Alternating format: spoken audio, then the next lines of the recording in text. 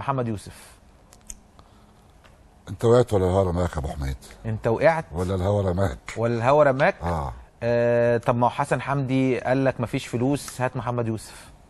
طيب ما هي ثقه ولا قله فلوس بصراحه؟ محمد يوسف شخصيه جميله جدا طبعا، انا عارفه ده زميلي وانا بحبه بيلعب جدا في طبعا. المنتخب الاولمبي يعني لكن مجبر اخاك لا بطل.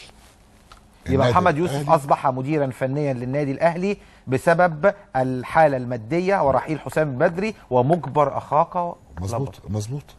محمد يوسف بعد الماتش اللي جاي بعد 4 ايام لو لا قدر الله هزم من ليوبار الكونغولي هيرحل ولا هيبقى؟ هتبقى اكبر غلطه لو الاهلي يضحي بيه.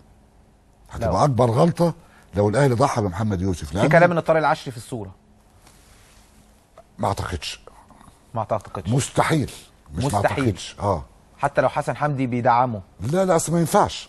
طارق اصل جميل ولذيذ طيب. وكل حاجه، نروح، لكن خلينا نقرا الاحداث بخبرتك. نروح